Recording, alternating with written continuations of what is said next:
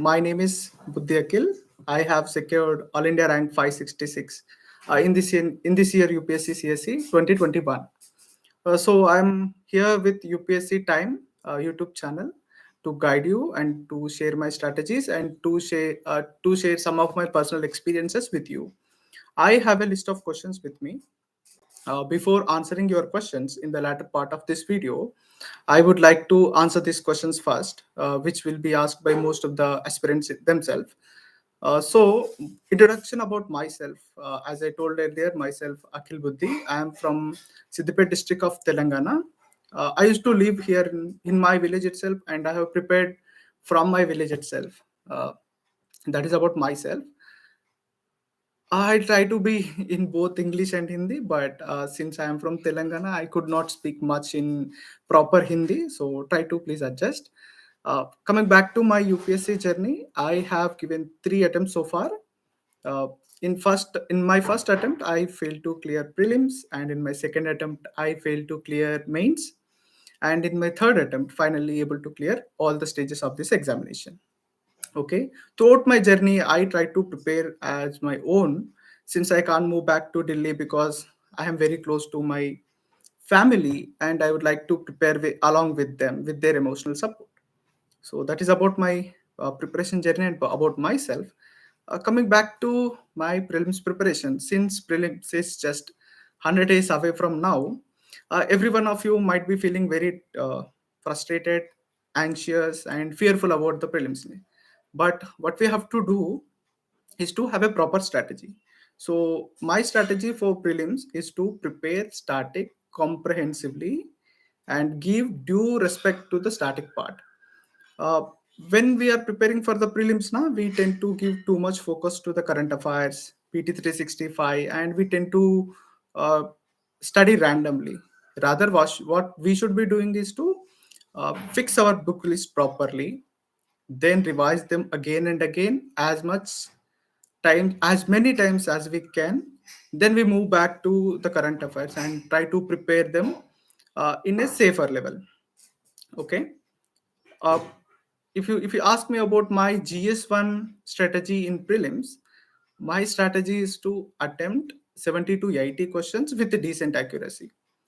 For you, it may not be suitable. For someone, it may be like they have high accuracy, but they tend to attempt low. And for someone, it may be like high accuracy, but low accuracy, but they tend to attempt 90 plus. So while practicing for test series itself, try to figure it out what suits you, what are your strengths, and what are your weaknesses. If your strength is accuracy, then don't attempt too many questions in the prelims examination. And if your strength is not the accuracy but more of logical guessing, and try to, in that case, try to attempt as many questions as possible. In fact, more than 90 questions I would recommend. Okay, so rather than going blindly and experimenting on the examination day itself, try to find what you are in the test series itself. So that is one thing about the examination strategy of GS1. And coming to the preparation strategy, as I told earlier, fix your static resources first, then follow one good current affair source, then revise as much as you can, then practice as much as you can. So that is about the prelim strategy. Coming back to the CSAT strategy, if you look at very closely from 2019, prelims is getting CSAT is getting tougher and tougher, more tougher again. So what we should do, we should not neglect CSAT. We should give due respect to it. I would suggest you to attempt both the English comprehension and maths and reasoning part as well. And if you want to prepare it, how should we prepare that? If that is your question, I would recommend give at least half an hour to 1 hour daily for CSAT, and that will be enough. uh, आप ये कर सकते हैं कि 1 day आप English practice कीजिए and 1 day आप maths practice कीजिए. If you do like this, your both this English comprehension and maths will be on decent level, and you will not be faced difficulty in the examination if one part becomes more tougher than the compared to the other part. So that is about it. Then I'll be coming back to my book list. for the both prelims and mains. As every topper suggests, I will also suggest you to have a consolidated book list for both the prelims and mains combinedly, and don't separate prelims preparation from the mains preparation. So my book list goes like this. For art and culture, I read NCERT Fine Art, class 11th. For ancient and the medieval India, I followed new NCERTs only, and I have made Evernote notes of those NCERTs. For modern India, I have followed Spectrum book. Then for geography, since my optional is also geography, I didn't focus too much on the geography part for the prelims especially. But for the general candidates, NCRTs will suffice. From class 6 to class 12th, you should be doing NCRTs, and it is better if you can combine those NCRTs with the current affairs part. So that is about geography. Then coming back to the polity, uh, I recommend, I strongly recommend one book, NCRT class 11th, Indian Constitution at Work. That is a very good book that will give you a head start to start the polity preparation. And for polity, standard book is Lakshmikant, as everyone suggests. Try to revise it as much as you can, and try to prioritize few chapters such as uh, the constitutional bodies, constitutional scheme, then federal system, parliamentary system, president, governor. These chapters should be prioritized compared to the latter chapters such as election system, non-constitutional bodies, regulatory bodies, etc. So coming back to international relations, for international relations, I think current affairs will suffice. You don't need to have a specific book to refer it. So cover your current affairs from the monthly magazines or PT 365 or from your newspaper readings. Then next is economy. For economy, I followed Nunal personally.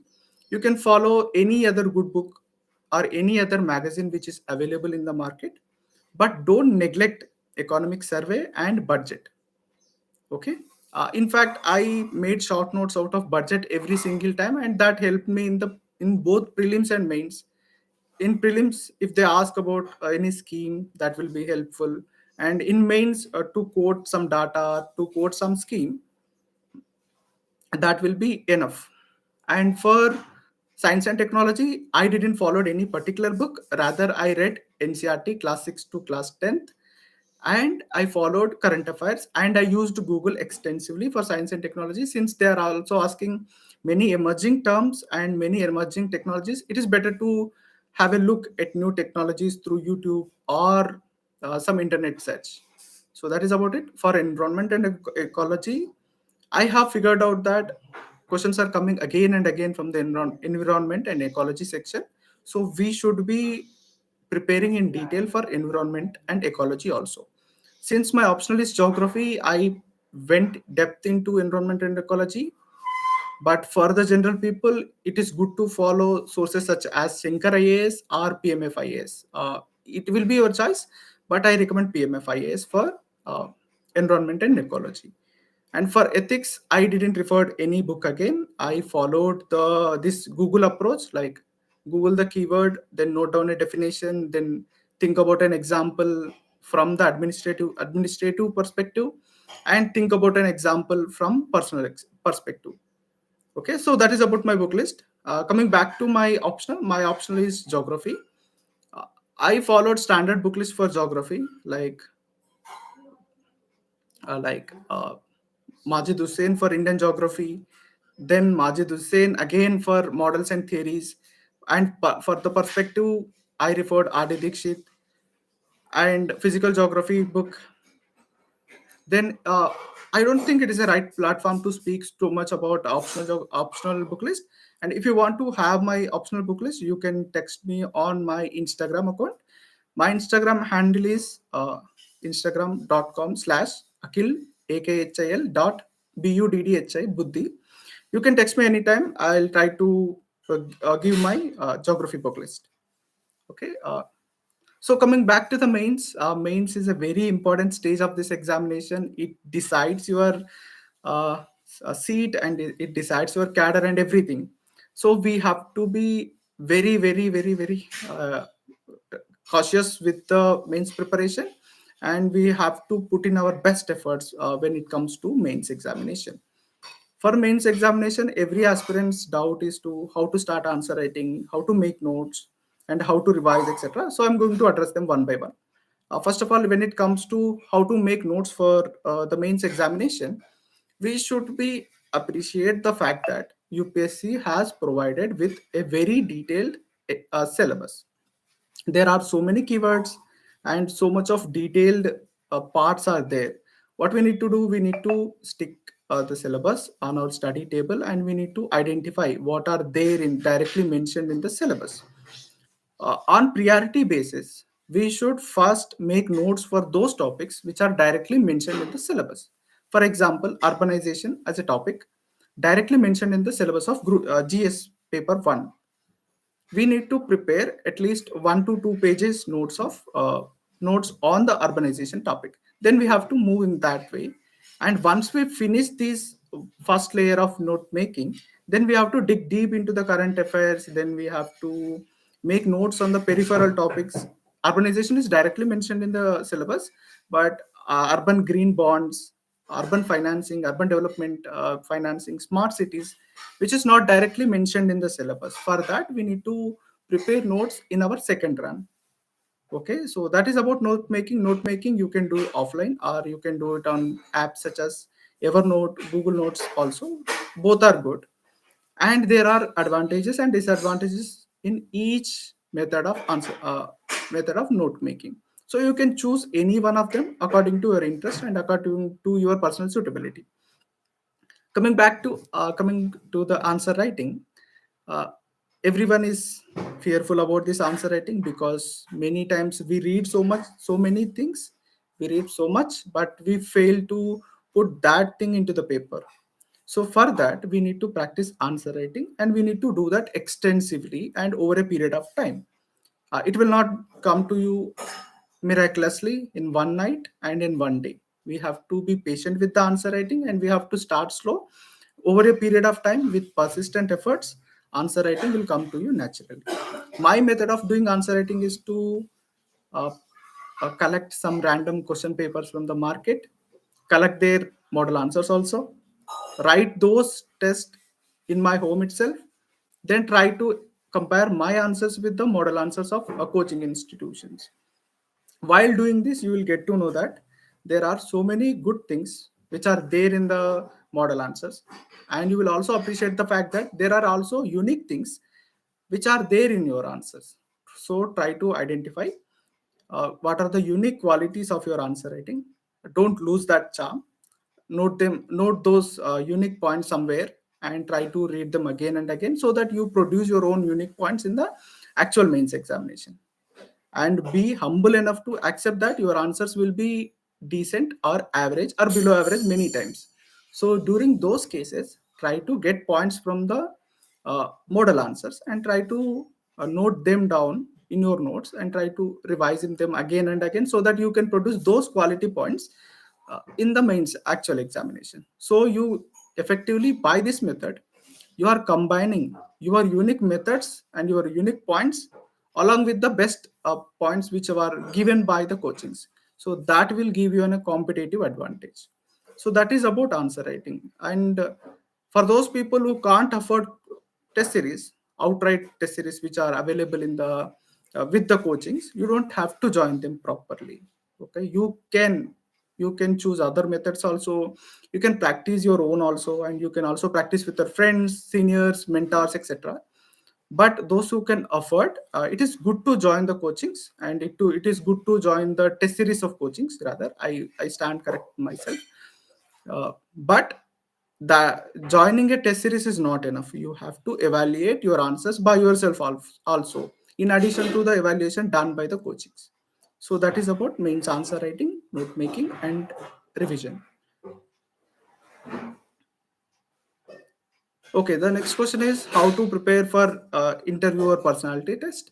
Uh, After clearing mains examination, we will be prompted to fill a detailed application form, part 2, before the interview process. So before filling that, be very careful. Try to give the actual details only. Don't try to bluff on any hobbies, any medals, any prizes, or even with your graduation percentage. Try to fill those details as honestly as you can. And once you fill those details, when you get the DAF, identify each keyword mentioned in the DAF. Then note those topics in your registers or online notes, whatever it may be. Then try to guess or preempt the questions which might be asked from those keywords. And once you do that, you will be ready with a bunch of questions. Then prepare answer to those questions, and let's hope that interview panel might pick up those keywords and might pick up those probable questions and ask questions from them. And there is also second part to the interview preparation, that is to prepare for the current affairs and opinion based questions. Try to be balanced with your opinions and try to be well rounded with your opinions. And when interview panel given you the new perspective, don't try to resist them and don't try to argue with them, rather accept that your knowledge is limited. And when they are giving you new perspective, try to add those perspectives into your answers and answer accordingly. So this will solve the majority of problem of interview. And once you get into the interview stage, there will be flurry of mock tests you will be giving, and there will be flurry of interactions you will be having with your seniors, and one-to-one interactions with all coaching heads and retired bureaucrats and serving bureaucrats also. They will help you enough.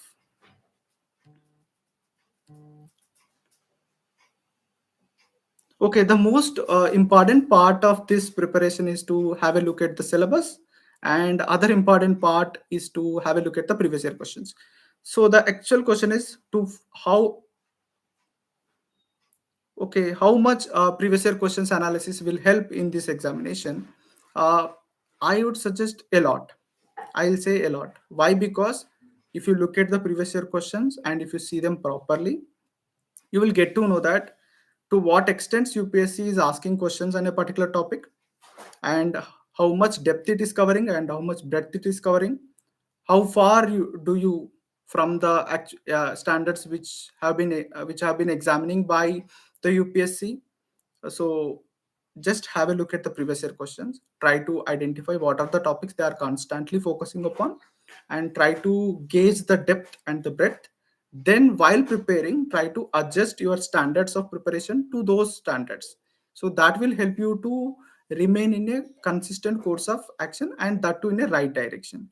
So to summarize this thing, previous year questions essentially act as a compass along with the previous year, along with the syllabus.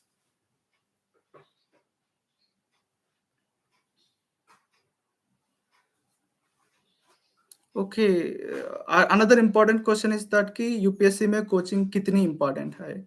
I would say that it is as important as we make out of it. For someone self study suits better, and for someone coaching suits better, and someone may afford the coaching and someone may not afford it. So I would say that don't exclusively rely on the coachings even if you join in it. And coaching should not be an excuse for you to not to clear this examination. If you have the willpower and if you have the consistency and if you can work in an efficient manner, coaching will not play that much of a big role. Next question is UPSC में NCERT कितनी important है. I already told NCERTs are very important because they will prepare a base for you to play with. Okay, once you have the command on NCERTs, you can gauge the standard textbooks properly and you can understand the current affairs properly. So don't neglect NCERTs. Even if you are reading from someone's notes, try to just read NCERTs couple of times so that your concepts will become stronger and your fundamentals will be clear.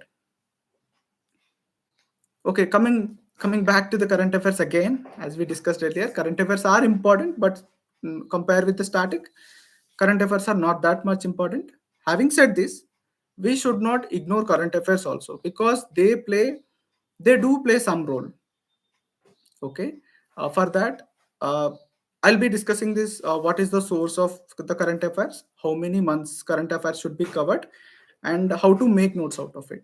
Okay, for me, my source of current affairs has always been the Hindu newspaper. I used to read the Hindu newspaper in the first 2 hours of my day itself. Okay, I used to prioritize my newspaper reading itself. One, because it open up so many dimensions and your mind will be ready to grasp uh, different dimensions throughout the day. And the second, it will make you agile. So when you are reading newspaper, you will be going through different subjects and different kinds of newses. So your mind will be ready and your mind will become more receptive. So that's why I always prioritize newspaper, and I used to read newspaper in my first 2 hours of my day itself. Okay, then how to make notes out of it. uh, Before going to this, I would like to say one algorithm using which I used to read the newspaper. If you have any doubts about how to read newspaper, what to read in newspaper and what not to read in newspaper, just open up the newspaper, try to link a particular article to any part of the syllabus. If you can if you can able to make this connection, then that article is important. For example, if there is an article on president's veto power, try to link up this president veto power article to some part of the syllabus, and you will be able to connect this to the gs2 syllabus. So that article is important. For example, there is a crime happened in some remote city and it is an isolated crime. Try to connect this article to some part of the syllabus. If you can't able to do that, then it is not enough, then it is not important. Okay, using this algorithm, I always use it to uh, differentiate what to read and what not to read in the newspaper. Okay, next part is how to make notes out of it. Just one thing is that don't try to copy paste whatever there in the article to your notes. Read the article, understand it, process the information, then only try to add that into your notes. And in this also, you can do two types of notes. One is handwritten notes or digital notes. I used to do my notes in Evernote itself. I used to make PDFs and I used to revise from itself.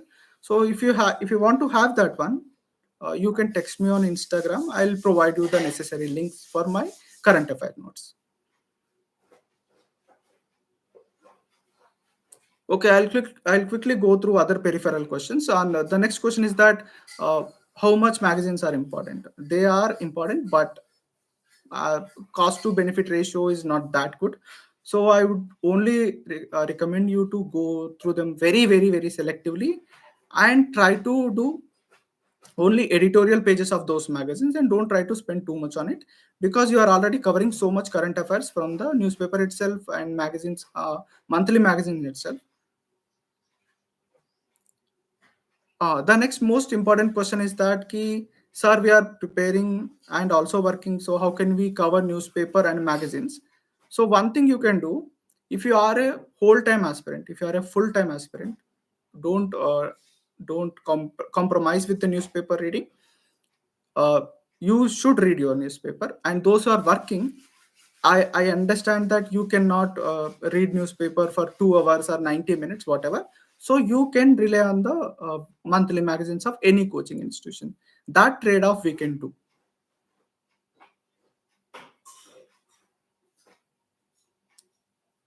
Okay, this is also again the most important, most asked question. So, how many hours we should be reading?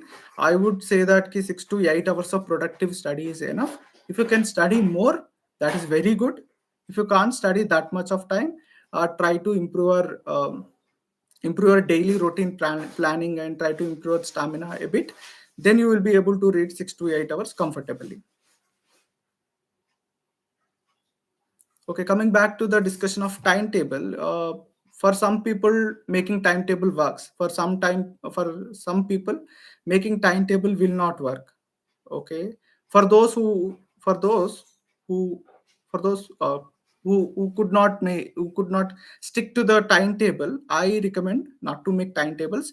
Rather, before going to the bed, think about this: like how many hours did I read in today? So if your answer is 6 to 8 hours, then you are done. And if your answer is not 6 to 8 hours or less than that, then make sure that next day you will be reading extra number of hours. Okay, but one thing is that making timetable is not necessary to clear UPSC examination. Everyone has their own strength and weaknesses, and everyone has their own personal traits and personal traits and personal preferences. So it is better to follow your own strategy. uh, if timetables don't suit you, don't force timetables on yourself.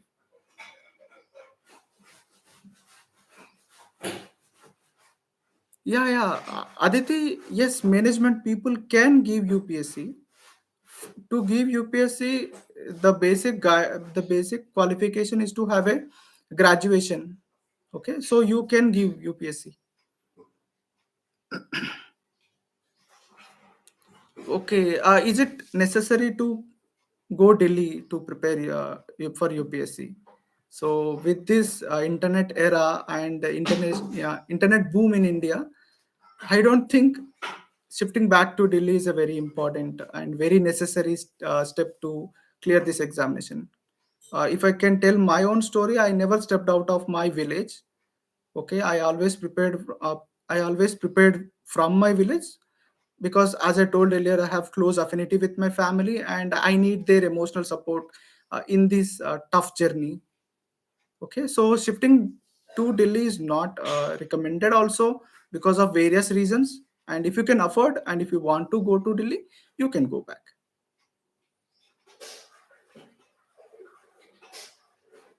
Okay, one question from the chart is that how to prepare maps and how to cover maps. So people usually uh, cover maps through the wall stickers and wallpapers, and they stick so many maps in their rooms. Okay, but how to effectively study them is an important thing. So I recommend this method. Be, just fix 15 to 20 minutes per day for the maps, and before going to the map itself, try to identify some themes. Like I get up today and I want to read map for 20 minutes now. So what should I do? I'll do mapping of rivers today. So go to the map, purposefully search where are the rivers and what are the rivers going through which states, and in which ocean they are draining into. So have a purpose before going to the map itself. Don't go to the map then search for the purpose. I recommend try to frame some random questions before going to the map, then go see the map and try to answer your questions through the map. That will be an effective strategy, and you will be able to memorize so much of data with ease.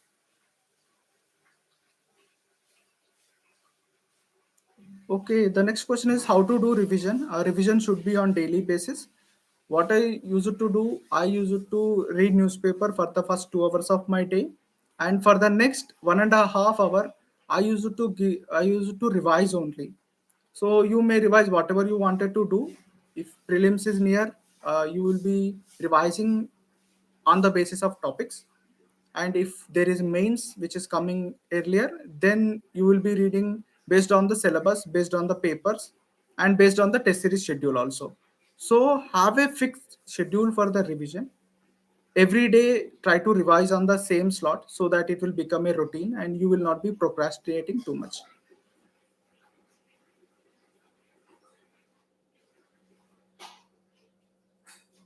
Okay, what advice would you give to new aspirants? I would say that for this preparation, dedication and efficiency is more important.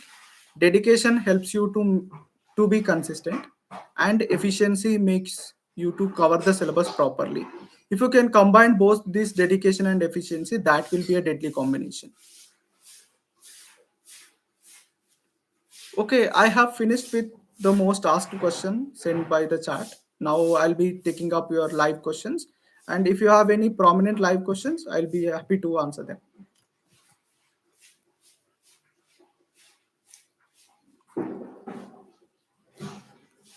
Yes, my daily routine used to be I used to wake up late in the morning.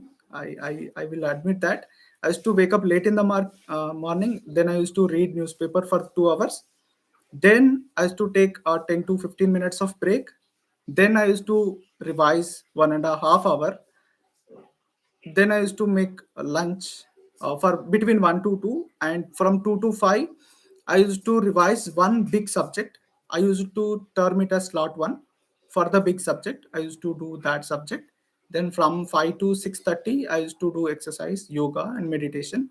From 6:30, I used to start again for the slot 2, 6:30 to 8 9. I used to term it as slot number 2, big subject. Then, so I used to cover 2 big subjects per day, slot 1 and slot 2. Then after dinner, from 9 p.m. to 10 p.m. Uh, so I used to do dinner between 9 to 10 p.m. Then from 10 p.m. to 11:30 p.m. I used to do slot 3 for minor subject. So major subjects used to be polity, economy, environment, and geography, history. And minor subjects used to be international security, international relations, internal security, and science and technology. Those kind of subjects. Okay, that used to be my daily routine.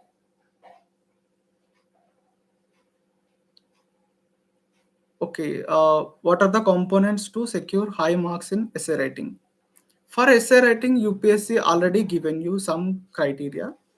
You should have those basic components in your essay writing. That is logical coherence, logical flow, and staying close to the subject without any deviation.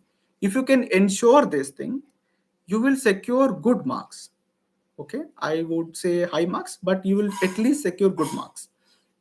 But if you want to secure high marks, you should be putting some emotions into your essay, and you should be having an ease in your answer, in your essay, so that examiner won't feel that like I'm reading essay. Rather, he will be feeling that I'm reading some story and this is going so good. So in those cases, you will be getting high marks.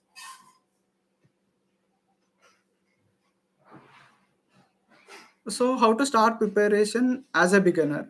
First thing you should be doing is to see some toppers blogs and see some topper stocks. Then prepare one consolidated book list. Once you have those consolidated book list, then in that book list, try to start from the NCERTs itself. As I told earlier, NCERTs will prepare a base for you. Using that base, you can read standard books. Using that base, you should be able to read the newspaper. So prepare the base first, that is to prepare NCERTs. And I also recommend don't start reading newspaper from the day one itself, because you can't understand it much and it will take lot of time. So once you finish NCERTs, you can start standard books as well as newspaper simultaneously. So that's how you should be starting your preparation as a beginner.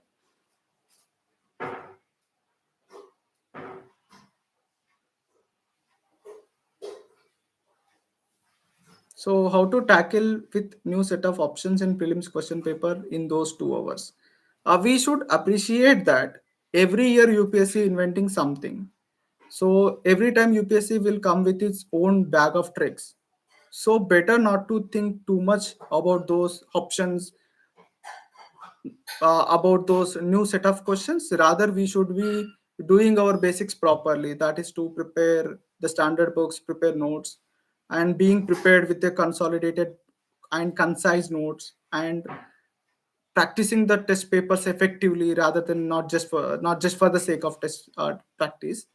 So th- that practice will make you handle these questions with ease. Online paper or offline paper, which is better? I think what is available to you should be preferred. In my case, in our village we don't get the offline paper, so that I need to adapt to the situation. I need to read online newspaper itself. If you have the access to offline paper, there is no stopping you from picking the offline paper also. This is a good question. How to manage time while writing GS papers? So in mains, we don't get adequate time to write answers. But if we can plan our papers well, and if we can attempt questions using some strategy, we will be able to finish the papers at least. Okay, with some compromised quality, we will be able to finish GS papers. I used to identify the six well-known questions of mine, and I used to so okay, I used to attempt them in my first and 1 hour. Then I used to attempt seven half-known question in the second hour. Then I used to to attempt seven not well-known questions in the latter part of the last 1 hour. So as to divide my entire 3 hours of GS mains into three parts. So 1 hour, first 1 hour for the well-known questions, and next 1 hour for half-known questions, and the next 1 hour for least known questions. Okay. So try to give some extra minutes or extra seconds to the well-known questions, and try to compensate these extra minutes in those questions which you don't have much idea. So that's how I use it to manage my time while writing GS papers.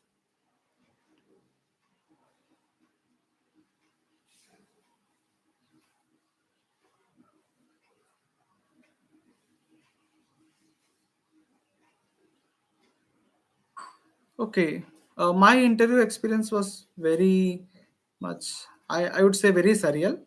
I enjoyed that journey a lot because I remember each and every minute of my interview experience.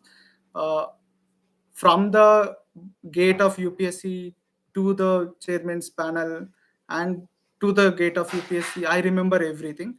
So one thing I would like to narrate some story about this interview experience. They are very cordial. They in fact given me lot of hints.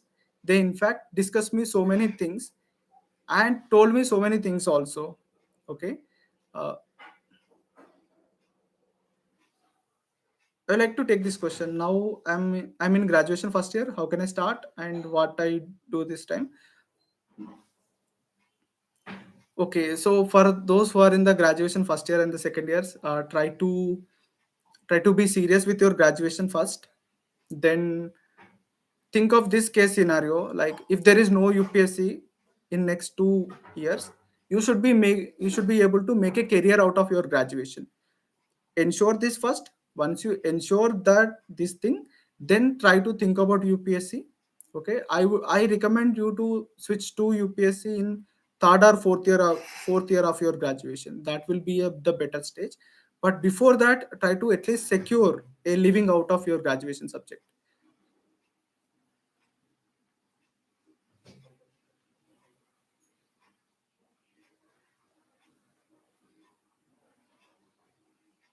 So I have already answered about what to read, what not to read in the newspaper. If you can trace your newspaper article to some topic mentioned in the syllabus, that article should be written. That article should be read. And if you can't trace that this article to any part of your syllabus, it is better to leave that article. Okay, I think I have answered most of your questions. And if you have any more questions, you can always text me through the Instagram, which is my handle is akhil.buddhi, akhil.buddhi. I'll happy to answer your questions, and I'll be more than happy to share my resources also with you. Thanks for giving this time.